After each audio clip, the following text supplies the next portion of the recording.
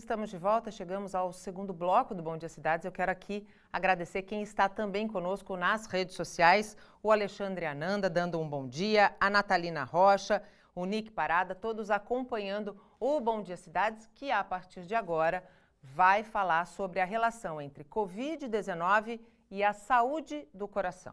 A Sociedade Brasileira de Cardiologia lançou a campanha De Coração contra o Coronavírus. A ação busca levar informações e conhecimento aos profissionais de saúde, aos pacientes com doenças associadas a problemas cardiovasculares e à população em geral sobre as medidas preventivas e de combate à infecção. Ao vivo, vamos conversar com o médico cardiologista Luiz Cláudio Mendes de Carvalho. Doutor Luiz, muito bom dia, obrigado pela participação aqui no Bom Dia Cidades. Bom dia, Nathalie, bom dia a todo o seu público e é um prazer estar aqui no seu programa, podendo tirar essas suas dúvidas. Doutor Luiz Cláudio, a gente sabe que hipertensão e diabetes são fatores de risco para a infecção do coronavírus. Quem tem problemas cardíacos também precisa ter cuidados especiais em meio à pandemia? Sim, Nathalie, como você falou, a hipertensão e o diabetes, eles são fatores de risco para as doenças cardiovasculares. E essa população ela já tem um risco aumentado de mortalidade quando contrai o coronavírus. As patologias cardiovasculares, e quando a gente fala em patologias cardiovasculares, nós falamos de infarto agudo do miocárdio, insuficiência cardíaca e doenças cerebrovasculares, como por exemplo o AVC, também é um grupo que tem um coeficiente de mortalidade aumentado em relação ao restante da população. Então é fundamental que essas pessoas tenham sim atenção redobrada nos seus cuidados de saúde.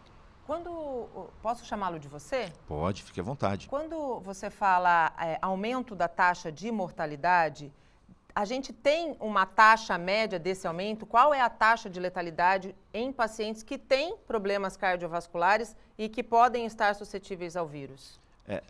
Nos estudos chineses, que é onde tem a maior corte de pacientes atualmente, você tem uma taxa de letalidade em doenças cardiovasculares na ordem de 10,5%. É muito alta. É alto. Pacientes com hipertensão, eles têm 6% de taxa de mortalidade. Os diabéticos, 7,3%. Logicamente que essa taxa de letalidade ela vai aumentar também conforme a idade e conforme todas as comorbidades que esses pacientes apresentam. Como é que a Sociedade Brasileira de Cardiologia pretende fazer chegar ao público-alvo da campanha todas as informações já preparadas? O objetivo, quando você faz uma campanha dessa, ela preparou um site, que é o coronavírus.cardiol.online, onde é disponibilizado ao público leigo, ao público em geral, informações de qualidade e com confiança em relação a essas informações. Então, principalmente através do site e das redes sociais da Sociedade Brasileira de Cardiologia, tanto Facebook, Instagram. Então, o objetivo maior é disseminar através das mídias sociais e do site. Até porque a gente está vivendo tempos de isolamento, não é, doutor? É verdade, e aí a gente tem que usar a mão dessas ferramentas. Pegando o gancho do isolamento, na sua opinião, como médico, há especialistas que defendam o isolamento vertical, o que faria com que gradativamente esse isolamento fosse afrouxado. Na sua opinião, estamos no momento de afrouxar este isolamento ou é importante que as pessoas de fato fiquem em casa? Eu acho que assim, como médico, a recomendação é que as pessoas elas permaneçam isoladas em casa, que o distanciamento social ele seja mantido. Por quê? Quando a gente pensa na pandemia, a gente está ainda numa fase de contenção e mitigação de risco. Ou seja, a gente quer minimizar os riscos que podem ocorrer com a síndrome do coronavírus. Então, é fundamental que a gente tenha esse tempo para preparar todo o sistema de saúde para poder receber os pacientes quando eles forem infectados. Porque se trata de uma síndrome que ela tem uma alta transmissibilidade e uma alta infectividade. E o distanciamento social ele já provou que há uma redução, sim, da transmissibilidade nesse momento. Então, eu acho que assim, até para que possa haver uma preparação mais adequada do sistema de saúde e que ele não entre em colapso, eu acho que ainda é fundamental que a gente mantenha o distanciamento social, sim. Doutor, quando o senhor fala da importância do isolamento social, muita gente ainda não compreendeu essa importância. Especialmente aqui em Santos, a gente ainda flagra muitas pessoas, especialmente os grupos de risco, que são especialmente pessoas mais velhas, idosos, passeando ou encontrando razões para sair de casa sem necessidade. Para essas pessoas, é importante deixar claro que o risco a esse grupo é muito maior, né, doutor? Com toda certeza. Quando a gente pega as entrevistas do próprio Ministério da Saúde, a gente vê que principalmente os pacientes que apresentam maior mortalidade são aqueles que estão acima de 60 anos, ou seja, a população idosa que tem um percentual muito grande aqui na Baixada Santista, e pacientes que têm problemas cardiovasculares e diabéticos. Esses são os principais grupos de risco, né?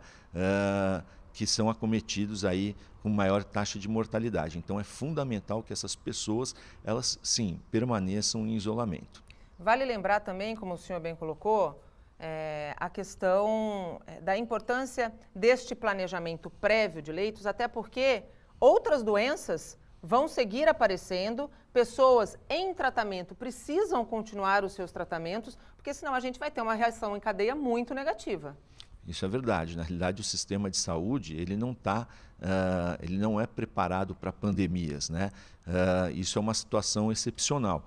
Então, isso leva a uma sobrecarga do sistema. Mas pacientes que têm infarto, pacientes que têm AVC, pacientes com câncer, com outras patologias agudas, eles continuam utilizando o sistema hospitalar. E eles vão ter que dividir leito com os pacientes acometidos pelo coronavírus. Com relação à medicação, doutor, quem faz uso de medicação contínua e nesse período, por exemplo, a medicação acaba, como deve proceder? Não pode se automedicar e nem deixar de tomar medicação, né, doutor? Não, ontem inclusive eu fiquei sabendo que foi votada na Câmara dos Deputados um projeto de lei que na realidade ele aprovou por prazo indeterminado a validade das receitas de medicamento de uso contínuo e não controlado. Então as pessoas que fazem uso de medicação contínua e não controlada, elas podem ir na farmácia, elas podem solicitar o seu remédio sem problema algum. Para as medicações que são controladas, né, como antibióticos, medicações de tarja preta, essas receitas elas ainda continuam com o seu prazo de validade. Quando eventualmente faltar um medicamento desse, a pessoa na realidade ela deve ligar para o seu médico ou eventualmente, se puder, ir no consultório para que na realidade seja aviada essa receita para que ela não pare a medicação. Em relação à automedicação que você falou, a gente nunca estimula a automedicação. Porque, na realidade, quando a pessoa faz uso de automedicação, às vezes ela pode ter desde simples reações alérgicas, né, a intoxicações medicamentosas e... agravar o quadro, né? Exatamente. Às vezes a pessoa ela tem uma patologia de base, ela não sabe, ou ela já toma algumas outras medicações. Quando ela se automedica, isso causa uma interação medicamentosa, em alguns casos pode ser até fatal. Há uma grande polêmica envolvendo a postura do ministro da Saúde, Luiz Henrique Mandetta, que não se sente confortável em assinar um protocolo liberando a hidroxicloroquina para pacientes que estão na fase, vamos dizer, inicial da Covid-19. No caso, são duas perguntas, na verdade. No caso dos cardíacos, a hidroxicloroquina ela pode ser utilizada e qual é a sua opinião como médico a respeito do uso desse medicamento? Eu vou começar pela última e eu acho que assim, a gente não tem tempo para desenvolver estudos em larga escala e com o rigor científico. Então, assim, a gente está no meio de uma pandemia. A hidroxicloroquina, segundo alguns relatos, ela tem se mostrado efetiva nos pacientes logo já nas fases iniciais da afecção da doença. Então, assim, eu sou favorável à utilização, sim, nas fases iniciais. Logicamente, isso é preciso de um acompanhamento médico e que esse paciente seja tratado no ambiente hospitalar. Em relação aos cardiopatas, aos portadores de doenças cardiovasculares, o que a gente tem que falar? Depende. Por quê? Porque, na realidade, a medicação ela tem, às vezes, um efeito que a gente chama de pró-arritmia. Ele pode causar algumas arritmias. Em associação com a azitromicina, ele também pode, na verdade, causar mais arritmias. Então, depende muito do quadro desse paciente. É preciso de uma avaliação individualizada. E o senhor defende também que o paciente seja informado e essa seja uma decisão tomada em conjunto, como, por exemplo, na hora de se ministrar o medicamento em fases iniciais, porque efeitos colaterais podem acontecer, né, doutor? Sim, efeitos colaterais podem acontecer não só na parte cardiovascular, você pode ter alterações visuais como retinopatia, maculopatia e assim, hoje na medicina moderna e nos grandes centros, o que a gente faz? A gente tem um termo de consentimento e logicamente a gente sempre explica para as famílias e para o próprio paciente os possíveis benefícios e os possíveis riscos da medicação. E isso, logicamente, é tomado em consenso com o paciente e a família.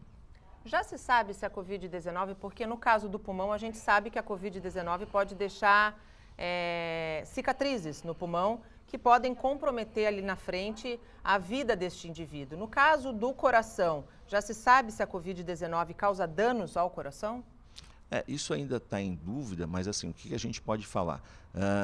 O coronavírus, né, na realidade, quando vem a síndrome, na realidade ele é uma síndrome inflamatória. E essa síndrome inflamatória, nos primeiros dias, às vezes a pessoa não tem sintoma. Quando ela vai começar a desenvolver os sintomas entre o 5º, 8º, 9º, 10º dia, na realidade você tem uma baita tempestade inflamatória. Essa tempestade inflamatória no coração, ela pode causar uma reação autoimune, levando a um processo que a gente chama de miocardite e às vezes a pessoa pode ter também algumas arritmias.